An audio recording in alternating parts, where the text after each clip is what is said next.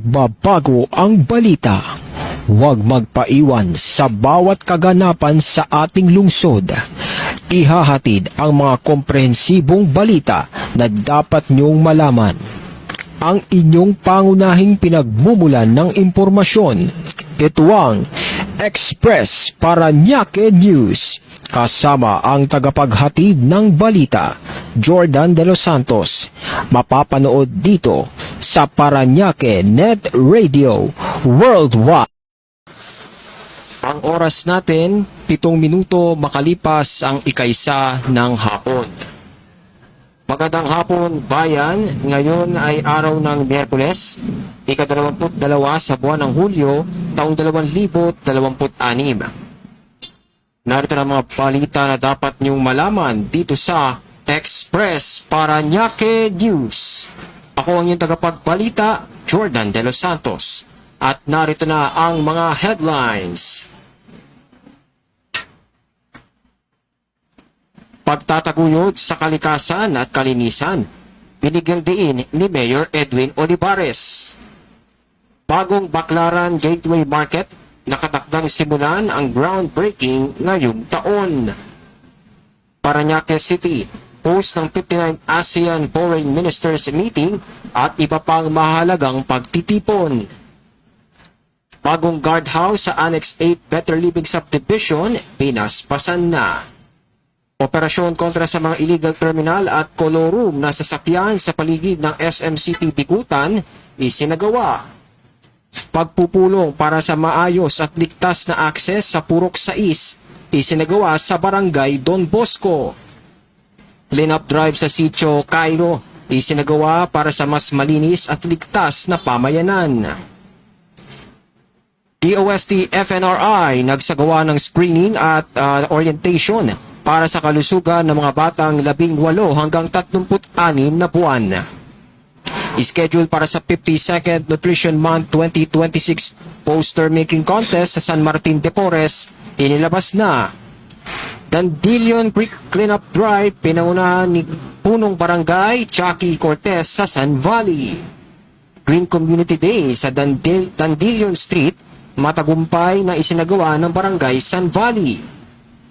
PDNC Cabola Basketball League Season 9, formal nang binuksan sa Montevilla, Monsod. 476 daycare learners sa unang distrito ng Parañaque nakatanggap ng libreng lunch bags. City Tourism Brochures ng Parañaque ibinida sa Universal College. At bagong pasilidad ng Sabea Bay City, Manila, opisyal ng pinasinaya. At narito na ang mga detalye ng mga balita dito sa Express Parañaque News. Nagkaroon ng isang panawagan para sa pangangalaga ng kalikasan sa isang pagtitipon na pinangunahan ni Mayor Edwin Olivares. Sa nasabing kaganapan, maring giniit ng alkalde ang kahalagaan ng pagpapanatili ng malinis na kapaligiran upang matiyak ang kalusugan at kaligtasan ng bawat mamamayan. Ayon sa kanya, ang simpleng disiplina sa basura at pagmamahal sa kalikasan ay malaking hakbang para sa kinabukasan ng komunidad. Binigyan din sa aktibidad na mga lokal na programa ng pamahalang lungsod ay nakatuon sa pagpapabuti ng kalidad ng buhay sa pamagitan ng eco-friendly na mga hakbangin. Kasama ang iba't ibang opisyal at mga residente, nagkaisa sila sa layuning palakasin ang kamalayan ng publiko tungkol sa epekto ng climate change. Hinihimok ang lahat na makiisa sa mga proyektong pangkalikasan upang hindi lamang ito manatiling salita o maging konkretong aksyon. Kasabay ng mga panawagang ito, puspusan din ang paghahanda ng lokal na pamahalaan sa pagpapalawak ng mga programa nitong naglalayong turuan ng mga kabataan at pamilya hinggil sa wastong waste management. Layunin ng administrasyon ni Mayor Olivares na gawing mas luntian at ligtas ang buong lungsod sa pamamagitan ng patuloy na pakikipagtulungan sa iba't ibang barangay. Ang mga hakbang ito ay patunay na lamang na ang pag-aalaga sa kalikasan ay nananatiling pangunahing prioridad sa lungsod. napapanahon at napakahalaga itong paulit-ulit na paalalang sinasabi sa atin ng ating mga nasa mataas na kapangyarihan o sa ating pamahalaan na madalas na sana sundin natin yung mga patakaran para sa ikalilinis ng ating kapaligiran, no? Dahil madalas nating binabaliwala yung mga simpleng babala na huwag magtapon sa hindi dapat tapunan, no? Kaya ang cause nito ay nagkakaroon ng mga pagbaha at pagbara sa mga drainage tuwing dumadaan ang mga pag-ulan. Konting buhos na ng ulan ay babaha na agad sa mga pangunahing kalsada dito sa ating lugar. Kaya magandang hakbang ito ng ating mahal na punong lungsod, Mayor Edwin Olivares, na ito'y ipaalala ulit sa atin, no. Ngunit kailangan din natin, no, ng mahigpit na kooperasyon ng ating bawat mamamayan sa pamamagitan ng tamang wastong pagtatapon ng mga basura para sa ikalilinis ng ating syudad. Bukod dito, ang mga ganitong kampanya ay hindi dapat binabaliwala, kundi dapat may kasamang tuloy-tuloy na pagbabantay at pagpapatupad ng wastong batas tungkol dito. Kapag naitanim sa kaisipan natin, no, na ang kahalagaan ng malinis na kapaligiran ay dito mas magiging madali para sa ating buong lungsod na makabit yung kaunlaran at ang pangmatagalang pagsulong ng isang malinis na kapaligiran sa ating lungsod. Magandang balita para sa mga vendors at mamimili dahil opisyal nang inanunsyo ang nalalapit na groundbreaking para sa pagpapatayo ng Baclaran Gateway Market sa Barangay Baclaran ngayong taon. Ang modernong proyektong ito ay naglalayong magbigay ng mas maayos, maluwag at komportableng pasilidad para sa kalakalan sa lugar. Inanunsyo ni Mayor Edwin Olivares na dadalo si Pangulong Ferdinand Marcos Jr. para pangunahan ang pagpapasinaya nito. Inaasahan na sa pagtatayo ng pamilyang ito ay mas mapapabuti ang daloy ng ekonomiya at mabibigyan ng disenteng pwesto ang mga lokal na negosyante. Ipinapakita sa disenyo ng proyekto ang isang estruktura na kayang sumabay sa modernong panahon habang pinapanatili ang kaayusan at kalinisan ng paligid. Malaking tulong din ito upang maibsan ang siksikan sa mga kalsada dahil magkakaroon na ng tamang espasyo para sa mga aktibidad pang-komersyo. Kasama sa plano ang maayos na sistema ng transportasyon sa paligid upang maging maginhawa ang pagpunta rito ng mga taga-Parañaque at mga dayuhan.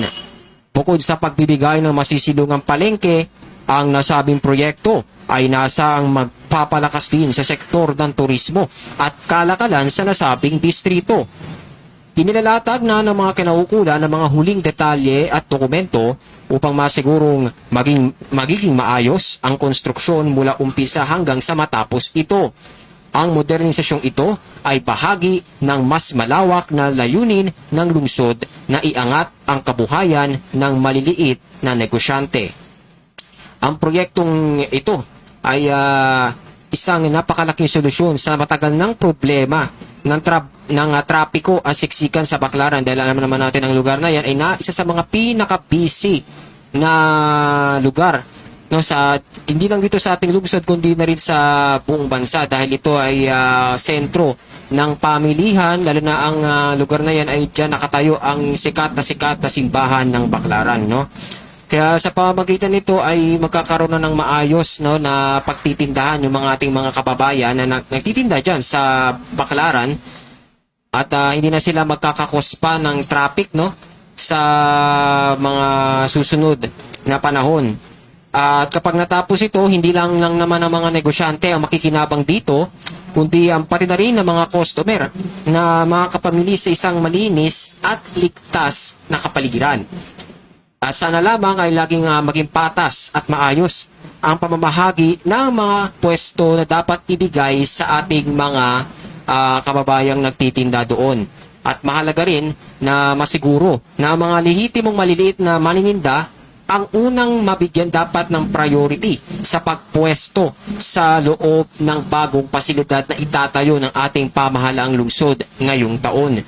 At sa ganito paraan, hindi lamang infrastruktura ang uunlad, kundi pati na rin ang kabuhayan ng mga pamilyang umaasa sa araw-araw na kita na kanilang ginagawa sa pang-araw-araw.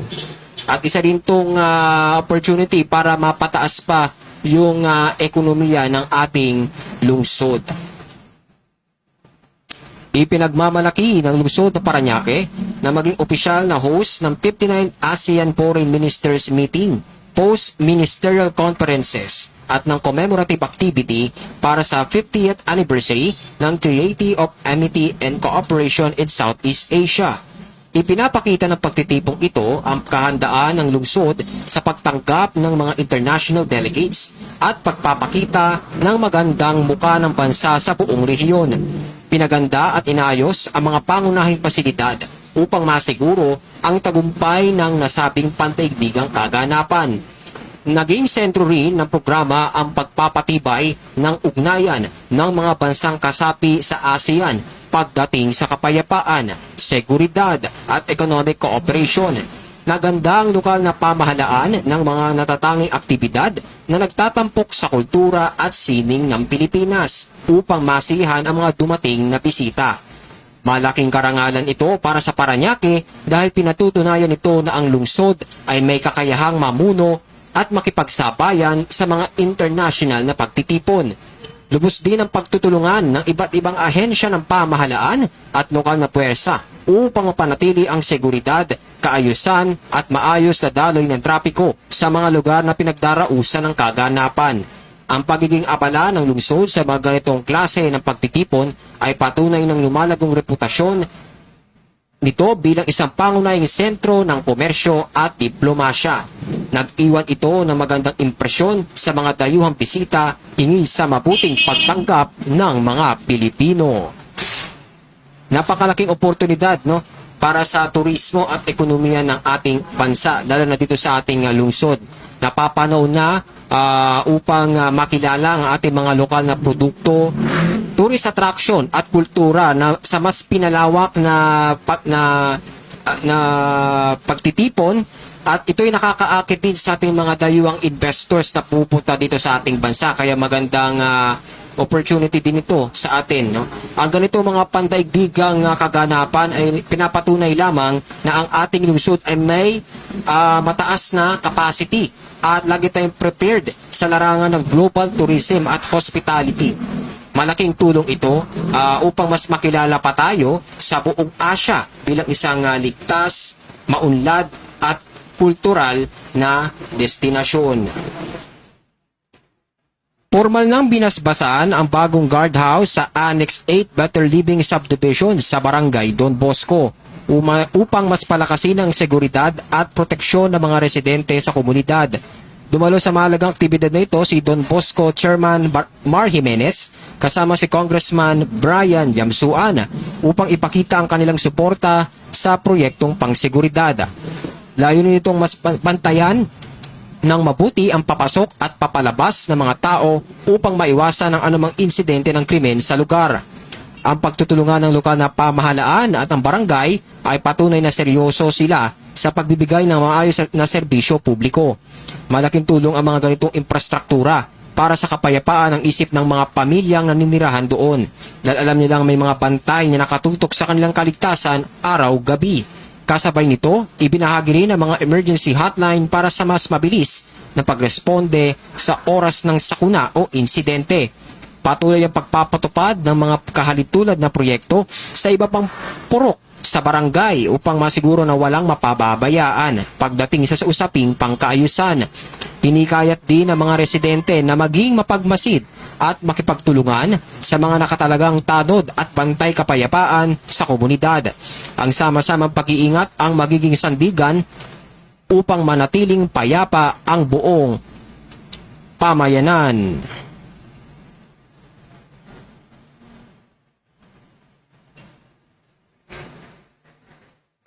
Alam naman natin na napakahalaga ng pagkakaroon ng mga ganitong pasilidad sa lahat ng subdivisions. Siyempre, importante yan, no, na para magkaroon ng peace and order at maiwasan yung mga pwedeng hindi mangyari, no, sa loob ng isang lugar. Dahil dito nakasalalay kasi dahil dito mas mapapanatag yung mga ating mga residenteng nakatira sa mga subdivisions kung may mga nakabantay na mga security guards para mapanatili yung seguridad na kanilang gustong makamit. Ang pagkakaroon ng maayos na guardhouse, no, ay isang mabisang paraan para maipigilan yung mga lumalaganap na krimen sa bawat lugar, at mas epektibo nito ang pagpapanatili ng kaayusan kaugnay kung may maayos na istruktura at kagamitan ang mga bantay na komunidad. Kapag ramdam ng mga tao na protektado sila, mas nagiging payapa at aktibo rin silang makikilahok sa mga programa ng barangay. Babalik ang Express Paranaque News. Ang oras, 22 minuto makalipas ang 1:00 ng hapon. Tumatakbo ang oras, nagbabago ang balita. Huwag magpaiwan sa bawat kaganapan sa ating lungsod. Ihahatid ang mga komprehensibong balita na dapat niyong malaman. Ang inyong pangunahing pinagmumulan ng impormasyon. Ito ang Express Paranaque News. Kasama ang tagapaghatid ng balita, Jordan De Los Santos. Mapapanood dito sa Paranaque Net Radio Worldwide. Tumatakbo ang oras, nagbabago ang balita.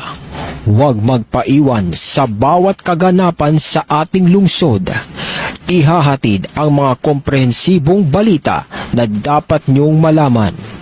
Ang inyong pangunahing pinagmumulan ng impormasyon. Ito ang Express Paranaque News. Kasama ang tagapaghatid ng balita, Jordan De Los Santos. Mapapanood dito sa Paranaque Net Radio Worldwide. Tumatakbo ang oras, nagbabago ang balita. Huwag magpaiwan sa bawat kaganapan sa ating lungsod. Ihahatid ang mga komprehensibong balita na dapat niyong malaman. Ang inyong pangunahing pinagmumulan ng impormasyon. Ito ang Express Paranaque News. Kasama ang tagapaghatid ng balita, Jordan De Los Santos. Mapapanood dito sa Paranaque Net Radio Worldwide. Tumatakbo ang oras, nagbabago ang balita. Huwag magpaiwan sa bawat kaganapan sa ating lungsod. Ihahatid ang mga komprehensibong balita na dapat niyong malaman. Ang inyong pangunahing pinagmumulan ng impormasyon. Ito ang Express Paranaque News. Kasama ang tagapaghatid ng balita, Jordan De Los Santos. Mapapanood dito sa Paranaque Net Radio Worldwide. Tumatakbo ang oras, nagbabago ang balita. Huwag magpaiwan sa bawat kaganapan sa ating lungsod. Ihahatid ang mga komprehensibong balita na dapat niyong malaman. Ang inyong pangunahing pinagmumulan ng impormasyon. Ito ang Express Paranaque News. Kasama ang tagapaghatid ng balita, Jordan De Los Santos. Mapapanood dito sa Paranaque Net Radio Worldwide. At muli nagbabalik ang Express Paranaque News. Ang oras natin, 25 minuto.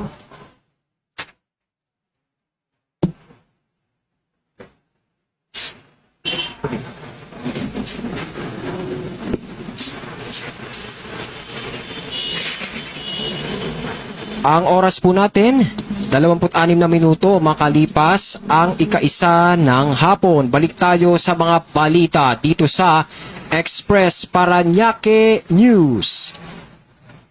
Mas pinaiigting ang disiplina sa kalsada matapos magsagawa ng operasyon laban sa mga iligal na terminal at colorum na e-trike sa paligid ng SM City Bikutan. Sa pamumuno ni Punong Barangay Mar Jimenez, rumonda ang mga barangay enforcers upang huliin ang mga lumalabag sa batas trapiko at nag-ooperate ng walang kaukulang pahintulot. Layunin nitong maibsan ang mabigat na trapiko at maibalik ang kaayusan sa mga pangunahing daanan. Mariing pinalalahanan ng pamunuan ng mga driver na sumunod sa mga tamang patakaran upang maiwasan ang aberya at mabigyan ng ligtas na biyahe ang mga pasahero. Ayon sa barangay, magpapatuloy ang mga clearing operations na ito nang walang tigil para sa kaligtasan at kaayusan ng buong komunidad. Hiningi rin nila ang kooperasyon ng publiko na huwag tangkilikin ang mga kolorum na sasakyan para sa kanilang sariling proteksyon. Ang akbanging ito ay bahagi ng pang-araw-araw na mandato ng lokal na pamahalaan na linisin ang mga sagabal sa lansangan na nagdudulot ng perwisyo sa mga motorista at pedestrian. Nakipag-ugnayan din ang pamunuan sa iba pang sangay ng transportasyon upang matiyak na nasusunod ang mga alituntunin sa pagpapatakbo ng mga pampublikong sasakyan. Patuloy ang panawagan sa disiplina upang hindi na maulit ang mga iligal na paghinto sa daan. Tama lamang ang ginagawang hakbang na ito ng Barangay Don Bosco sa pangunguna ng ating punong barangay Mar Jimenez. Dahil ito ang dahil kapag hindi ginagawa itong mga ganitong precaution, nagiging sanhi na matinding trapiko at aksidente pa, no? Ang mga ginagawang illegal terminal na mga pasaway na mga nagmamaneho ng mga tricycle, no? At iba pang uri ng sasakyan, no? At nakikipag-ugnay naman na din ang pamunuan sa iba pang sangay ng transportasyon upang matiyak na dapat nasusunod yung mga alituntunin na ginagawa sa pagpapatakbo ng mga pampublikong sasakyan. At patuloy, no, ang panawagan sa ating mga kababayan na ipairal sana ang disiplina, paulit-ulit na disiplina upang hindi na maulit yung mga ganitong gawain na nagiging sanhilang ng mga aksidente na dapat hindi mangyari ito sa ating lungsod. Nagtipon-tipon ang iba pang kinatawan o iba't ibang kinatawan at opisyal sa Barangay Don Bosco Session Hall upang pag-usapan ang mahalagang hakbang para sa mas ligtas at maayos na access sa Purok 6. Pinangunahan ng pagpupulong na ito upang pakinggan ang mga mungkahi at pananaw mula sa mga residente ng iba't ibang purok tulad ng Seco, Felipe, Cairo, Samana ni Doodles at RP6 Rivera. Sa pamamagitan ng bukas na dialogo, nagkakaisa silang humanap ng mga solusyon sa mga problemang kinaharap ng kanilang komunidad. Nakisa dito sina Don Bosco Chairman Mar Jimenez, Moonwalk Chairwoman Dr. Jemke at mga opisyales ng bawat komunidad. Binigyan din sa pagtitipon na ang pagtutulungan ng pamahalaan at mamamayan ang pinakamabisang susi upang maipatupad ang mga programang tunay na pakikinabangan ng lahat. Ang maayos na daanan at pasilidad ay malaking tulong hindi lamang sa transportasyon, kundi pati na rin sa mabilis na pag-abot ng mga serbisyong medikal at emergency. Patuloy ang pagsusulong ng mga lider sa mga proyektong magbibigay ginhawa sa mga nakatira rito. At inilatag din sa naturang pagpupulong yung mga susunod na hakbang at timetable para sa pagsasakatuparan ng mga napagkasunduan nilang solusyon na ginawa nila sa kanilang meeting. At tinayak ng mga opisyal na patuloy nilang ibababa, no, sa mga tao yung mga update hinggil sa pagkakaroon ng progreso ng proyekto nito upang mas maging transparent yung pamamahala. Ang mga ganitong uri ng leadership na ipinapakita sa atin ay nagbibigay ng lakas ng loob sa mga mamamayan na aktibong o ina-encourage yung ating mga nasasakupan sa bawat barangay na makilahok sa mga ganitong gawaing pangkomunidad para na rin sa kanilang ikabubuti, no, sa kanilang barangay. At isa pa dito, napakaganda din na itong ginagawang pamumuno, no, kung saan kinokonsulta muna yung mga tao, inihingi muna yung mga yung mga suhestyon ng mga bawat mamamayan kung ano yung kanilang gustong sabihin sa mga kinaukulan, kung ano yung mga problema ang kanilang dinaranas na gusto nilang malutas ito, no. So dahil dito kumukuha ng observation yung ating mga nasa barangay upang magkaroon sila ng mga pwedeng solusyon na pwede nilang maigawa para masolusyonan yung mga suhestyon na sinasabi sa kanila ng kanilang mga nasasakupan, no, mga constituents, no. So, mas maganda yan para bago sila gumawa ng desisyon o isang proyekto ay makakaasa sila na ito ay meron munang pahintulot ng ating mga kababayan. Ang pagkakaroon, no, ng bukas na komunikasyon mula sa pamahalaan at sa ating mga nasa komunidad ay isang susi upang maiwasan, no, yung mga maling akala o hindi pagkakaunawaan. At kapag sama-samang binuo itong plano na to, mas magiging matagumpay, no? At mas alagain yung mga residente na anumang proyektong ipinatutupad sa kanilang lugar ay nasa maayos ito na pamamalakad. Isang masiglang clean-up drive ang isinagawa sa lugar ng Sitio Cairo ngayong umaga bilang bahagi ng patuloy na pangangalaga sa kalikasan at kaayusan ng barangay. Ito po ay sa Barangay Moonwalk. Nagtulungan ng mga opisyal sa panguna ni Moonwalk Chairwoman Dr. Jemke, mga volunteers at mga residente upang linisin ang mga naipong basura at kalat na maaaring maging pugad ng mga sakit. Patunay lamang ito na ang pagbabago at kalinisan ay nagsisimula sa sama-samang pagkilos ng bawat mamamayan. Nagpaabot naman ng pasasalamat ang pamunuan sa lahat ng naglaan ng kanilang oras at lakas para makiisa sa hadikaing ito para sa isang mas ligtas at maayos na komunidad. Ang mga ganitong inisyatiba ay regular na sinusulong upang mapanatili ang magandang kalusugan ng mga pamilya laban sa mga sakit na dala ng maruming kapaligiran. Hinihikayat din ng iba pang residente na panatilihin ang disiplina sa pagtatapon ng kanilang mga basura. Kasabay ng paglilinis ay nagbigay din na maikling orientation ang mga leader tungkol sa tamang segregation ng basura upang mapanatili ang kalinisan sa pangmatagalang panahon. Ang mga nakolektang basura ay agad ding hinakot ng mga tauhan ng barangay gamit ng kanilang mga sasakyan para dalhin sa tamang tapunan. Layunin ng programa na maging ehemplo ang nasabing lugar sa iba pang purok pagdating sa kalinisan. Ang clean-up drive, no, ay isang napaka-epektibong paraan, hindi lamang para malinis yung kapaligiran, kundi para mabuo din yung pagkakaisa ng bawat komunidad. Magandang makitang kusang nagtutulungan ang mga tao sa halip na iaasa na lamang sa pamahalaan ang kalinisan ng paligid, which is hindi naman maganda yata yun. Ang mga ganitong gawain ay nagpapatibay na sa diwa ng bayanihan na unti-unting nakakalimutan na ng ating mga kababayan, no? Dahil iba na sa panahon ngayon, makabagong panahon na kasi, no? Kapag sama-sama naglinis yung buong komunidad, mas nagiging maingat na rin ang bawat isa na huwag magtapon kung saan-saan ng mga basura na hindi naman talaga dapat itinatapon sa mga maling tapunan. Dapat nasa wastong meron tayong awareness, no, para mapangalagaan natin yung ating kalikasan sa pagtatapon ng wastong basura sa mga nakatakdang tapunan lamang.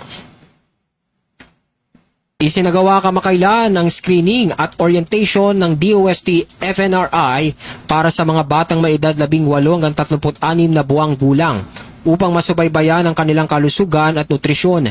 Ito ay ginanap sa Moonwalk Barangay Hall sa Barangay Moonwalk.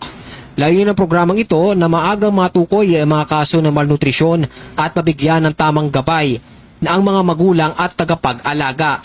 malaking tulong ang tamang impormasyon at pagsusuri upang matiyak na lumalaking malusog ang mga munting kabataan sa barangay. Nagpasalamat ang lokal na pamunuan sa DOST-FNRI, sa mga barangay health workers at sa mga magulang na naglaan ng oras para makiisa sa mahalagang programang ito. Ang kalusugan ng mga bata ay isa sa mga pangunahing prioridad upang matiyak na maganda ang kanilang kinabukasan at paglaki. Sa pamamagitan ng maagang interbensyon, nabibigyan ng sapat na nutrisyon ang mga kabataan na siyang pag-asa ng bayan. Sinundan din ang aktibidad ng pamamahagi ng mga gabay at impormasyon sa mga nanay ukol sa paghahanda ng masustansyang pagkain mula sa mga lokal at abot-kayang sangkap. Malaki ang paniniwala ng mga health workers na sa pamamagitan ng edukasyon sa mga magulang, mas mapapanatili ang maayos na timbang at kalusugan ng mga bata. Ang programang ito ay patuloy na iikot upang mas marami pang pamilya ang mapagserbisyuhan. At napakahalaga, no, na sa mga ganitong health screening, lalo na sa mga maliliit na bata, dahil ang nutrisyon sa unang taon ng buhay ay critical pa para sa kanila. So malaking tulong ang gabay ng mga eksperto natin sa pangkalusugan upang matulungan yung mga pamilyang nag-aalinlangan sa tamang pagpapalaki ng kanilang anak. Ang pagtutok sa kalusugan ng mga bata ay isang simpleng pamumuhunan para sa kinabukasan ng buong lipunan, no? At ang kung maagang matutugunan yung problema sa nutrisyon na lang na ipinagdiriwang natin ang buwan ng nutrisyon ngayong Hulyo, masisiguro natin na mas magiging malusog at matalino ang susunod na henerasyon sa pamamagitan ng ating mga kabataan. Inanunsyo ng Barangay San Martin de Porres ang bagong schedule para sa nalalapit na 52nd Nutrition Month 2026 Poster Making Contest na gaganapin sa Hulyo 25. Ang paligsahan ay gaganapin sa Barangay Hall mula alas 9 ng umaga hanggang alas 11 ng umaga na may temang Nutrisyon at Kalikasan, Ating Pangalagaan. Inihikayat ang lahat ng mga rehistradong kalahok na dumating sa tamang oras upang maipakita ang kanilang galing sa sining. Layunin ng patimpalak na ito na pukawin ang pagkamalikhay ng mga kabataan habang ipinapaalala ang kahalagaan ng tamang nutrisyon at pangangalaga sa kalikasan. Ang sining ay ginagamit bilang isang mabisang medium upang may parating sa publiko ang mga mahalagang mensahe tungkol sa kalusugan at kapaligiran. Inaasahan ang matinding kompetisyon at suporta mula sa mga residente para sa mga batang kalahok. Naganda rin ang pamunuan ng barangay ng kaukulang parangal at sertipiko para sa mga magwawagi bilang pagkilala sa kanilang talento at pagsisikap. Ang mga natatanging likang sining ay balak rin i-display sa hall upang mapanood at humanga ang mga bumibisita roon. Ito ay patunay na sinusuportahan ng barangay ang holistic growth ng bawat kabataan sa pamamagitan ng mga ganitong patimpalak. Napakagandang paraan ito para mahikayat, no, ang mga kabataan na mag-isip o ng malalim tungkol sa kalusugan at kalikasan sa pamamagitan ng mga ganitong programa. Sa halip na puro gadgets, no, na ang atupagin, naibubuhos nila yung kanilang oras dito sa pagpapakita ng kanilang talento sa paggawa ng poster making, no? At nakakatuwang makita, no, na hinahasa yung galing ng mga bata sa kanilang kakayahan sa pagguhit habang itinuturo rin sa kanila yung halaga ng nutrisyon at kalikasan. Ang mga ganitong uri, no, ng aktibidad ay nag-iiwan ng pangmatagalang aral sa kanila para maipamuna sa kanila o maitatak sa kanilang isipan habang sila ay lumalaki. Isinagawa ang Dandelion Creek Clean-up Drive sa pangunguna ni San Valley Chairman Chucky Cortez bilang bahagi ng patuloy na programa para sa malinis at ligtas na kapaligiran.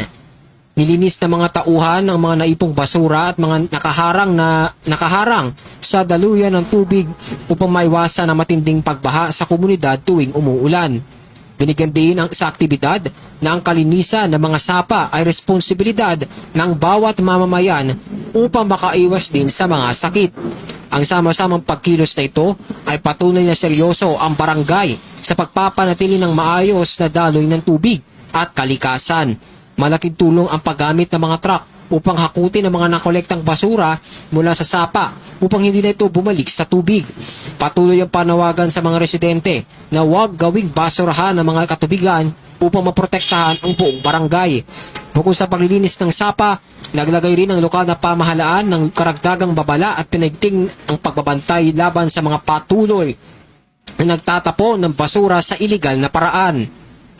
Ang mga lumalabag ay mahigpit na pinagsasabihan at pinapatawan ng kaukulang parusa para masigurong matututo ang lahat.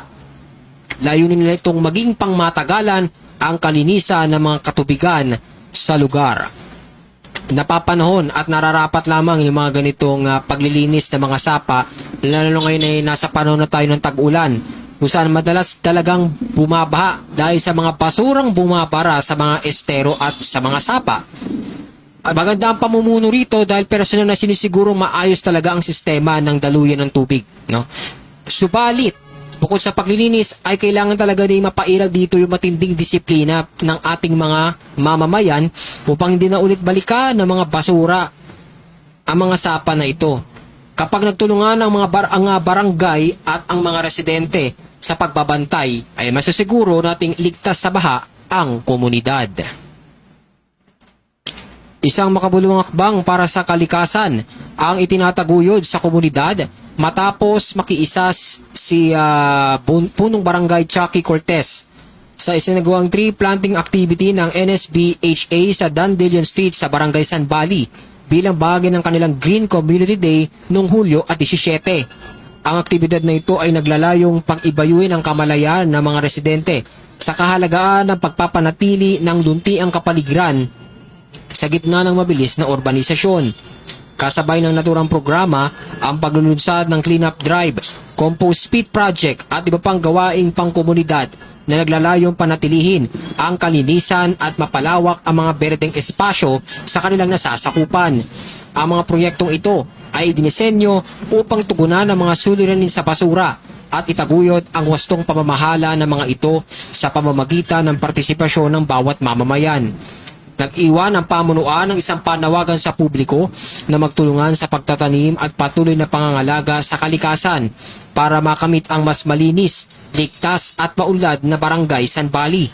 Hinihimok din ng mga mamamayan na gawing kultura ang pagiging disiplinado sa pang-araw-araw na pamumuhay para sa kapakanan ng susunod na henerasyon.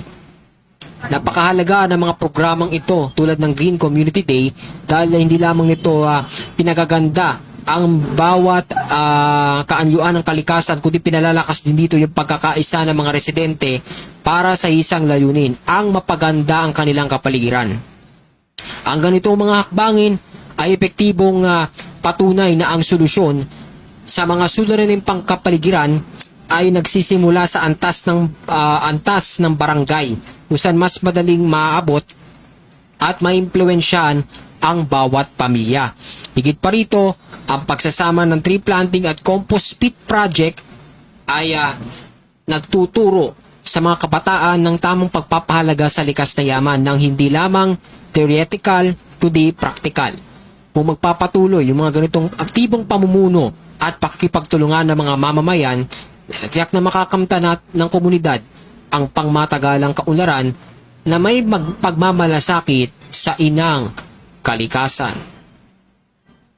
Masiglang sinimulan at tinaluhan ang EDNC Cabola Basketball League Season 9 sa Montevilla, Monson sa Barangay San Bali noong Hulyo at 19, kasama sina punong Barangay Chucky Cortez at Kagawad Jeff De Asis.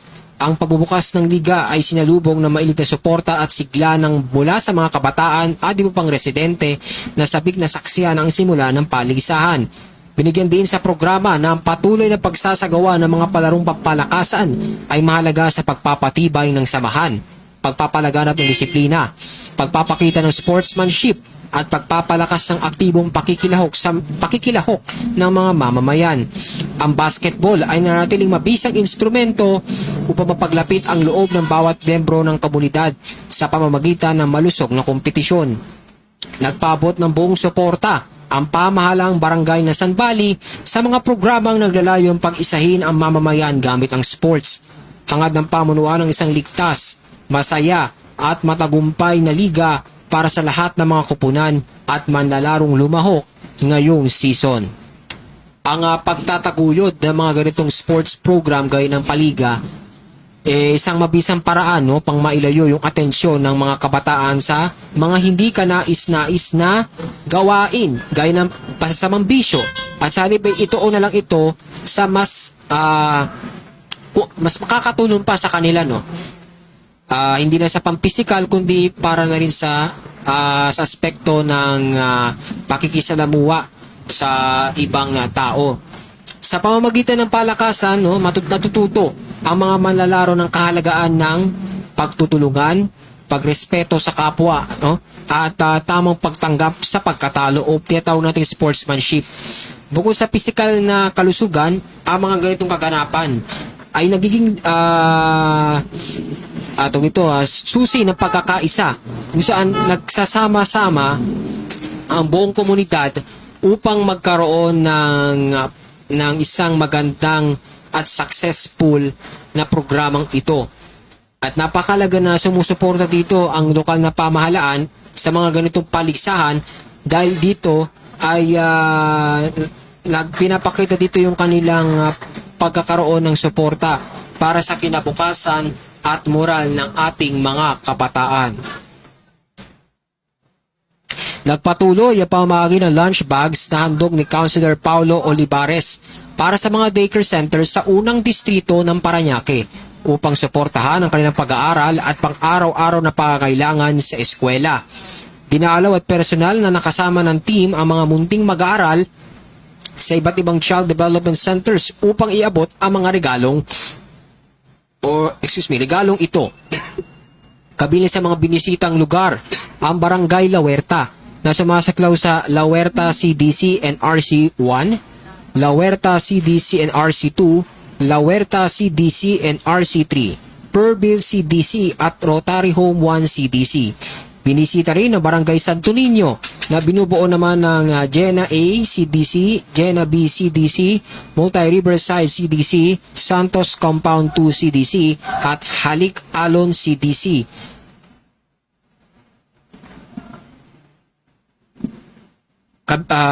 Sa kabuuan tala ng programa, umabot na sa 476 na daycare learners ang maswerte na bigyan ng mga bag na magagamit nila sa ligtas at maayos na pagdadala nila ng kanilang mga baon sa paaralan. Ang proyektong ito ay bahagi ng patuloy na malasakit ng pamahalaan sa edukasyon simula pa lamang sa murang edad. Ang pamamahagi ng mga kagamitang pampaaralan tulad ng lunchbox ay isang napakalaking tulong nito sa mga magulang na madalas ay nahihirapan sa gastusin para sa paghahanda sa pagpasok ng kanilang mga anak sa eskwela. Sa simpleng regalong ito, nababawasan yung pinansyal na pasanin ng mga pamilya at isa pa, nadagdagan din yung sigla at gana ng mga bata na pumasok lagi sa eskwela araw-araw. Ang pagbibigay pansin sa mga daycare learners ito ay patunay lang na pinapahalagaan ng ating lokal na pamahalaan ang pundasyon ng edukasyon sa ating mga kabataan. Dahil nga sabi nga natin, ang kabataan ang susi ng ating bansa, ang ganitong mga maagang suporta ay nag-iwan lang ng magandang marka sa mga mag-aaral na ang gobyerno lagi nandyan lang upang maging katuwang sa kanilang pag-unlad at pag-abot sa kanilang mga pangarap.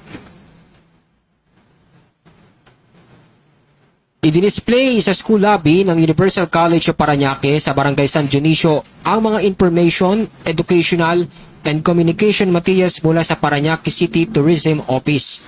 Layunin ng exhibisyong ito na i-promote at palaganapin ang kamalayan tungkol sa kultura at mayamang pamana ng lungsod.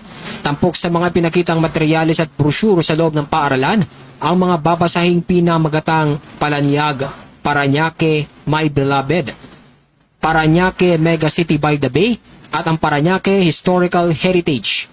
Ang mga material na ito ay naglalaman ng mga mahalagang impormasyon hinggil sa kasaysayan, kaunlaran at mga atraksyon sa buong lungsod. Nagpaabot ng taus-pusong pasasalamat ang pamunuan ng Universal College Parañaque dahil sa kanilang pagiging kaisa sa hangaring pagyamanin ang lokal na turismo at kultura. Para sa mga nais magkaroon ng sariling kopya ng mga brochure, maaari silang mag-iwan ng mensahe sa comment section ng opisyal na pahina.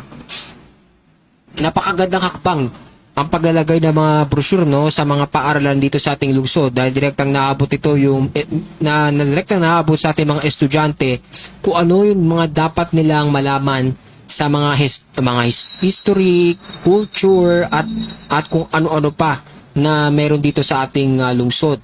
Sa pamamagitan nito, mas lumalalim yung kanilang pagmamahal sa ating lungsod kung ano ba yung pinagbulan ng ating syudad.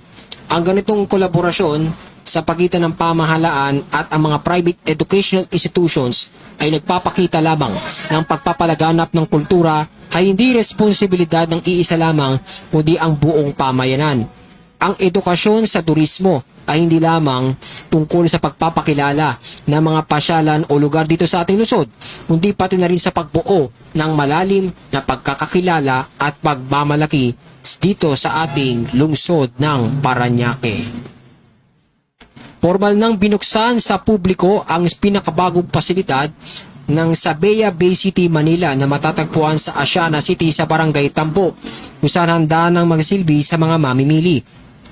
Tampok sa nasabing kainan ang pagtitikman o matikman ang mga paborito classic Pinoy breakfast at iba't-ibang uri ng international cuisine dishes para sa mga mahilig sa mga masasarap na pagkain. Mainit naman tinanggap ng pamunuan ng establishmento si Parañaque City Tourism Office Chief si Seth Ricardo upang saksihan ang pagbubukas ng kanilang bagong proyekto.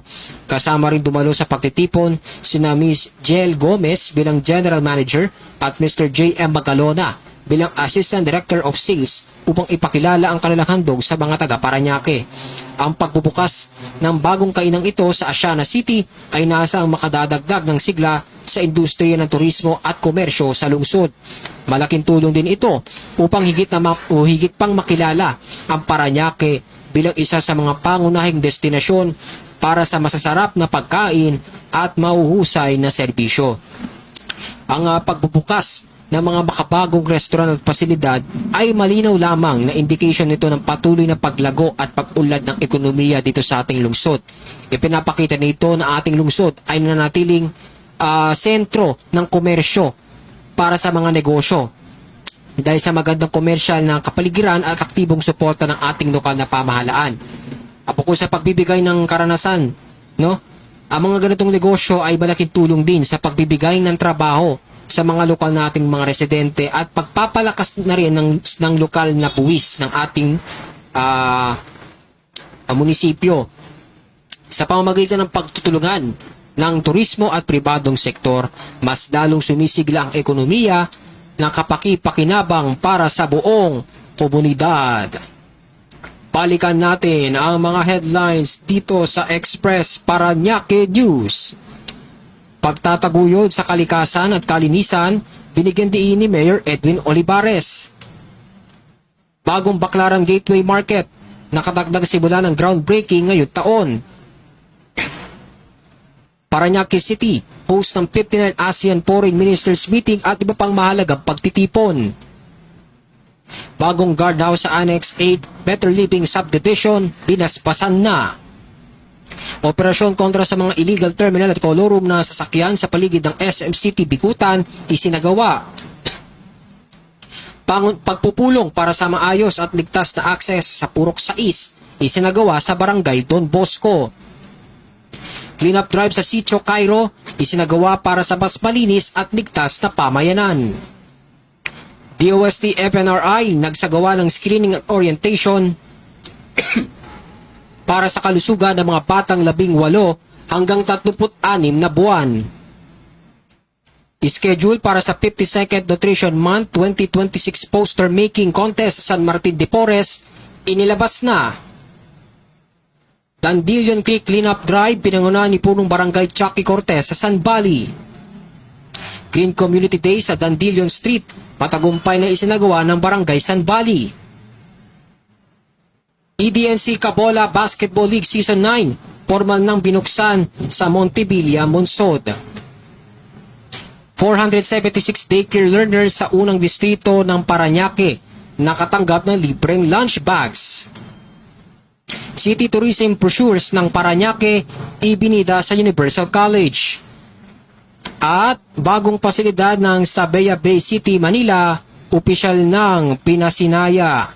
At bago tayo magtapos dito sa ating programa, binabati ko lang ang isa sa mga nanonood ng ating programang Express Parañaque News. Ito nag-message siya sa atin kagabi. Itong si Charmaine Reyes Labega. Actually, taga Batangas siya, pero nanonood siya ng ating programa dito sa Express Parañaque News, dito sa Parañaque Net Radio Worldwide, no? At nakakataba ng puso na isa daw siya sa mga tagahanga natin sa larangan ng pagbabalita. At nakaka-appreciate naman na marinig, no, na meron pala ng mga ibang nakaka-appreciate ng ating talento. At sabi pa nga niya noon, pangarap daw niya, no, na maging isa ring broadcaster, at kaya kunuha daw niyang kurso sa college ay communication. So kung nakikinig ka man, Charmaine, good luck sa iyong college journey, at sana matupad mo ang iyong pangarap na maging isa ring radio broadcaster in the future, no. So kaya keep up the good work and good luck lagi sa iyong pag-aaral. At yan ang mga pinakasariwang balita sa araw na ito mula dito sa Parañaque Net Radio Worldwide. Ako ang iyong tagapagbalita, Jordan De Los Santos. At ito ang Express Parañaque News. Tumatakbo ang oras, nagbabago ang balita. Huwag magpaiwan sa bawat kaganapan sa ating lungsod. Ihahatid ang mga komprehensibong balita na dapat niyong malaman. Ang inyong pangunahing pinagmumulan ng impormasyon. Ito ang Express Parañaque News. Kasama ang tagapaghatid ng balita, Jordan De Los Santos. Mapapanood dito sa Parañaque Net Radio Worldwide.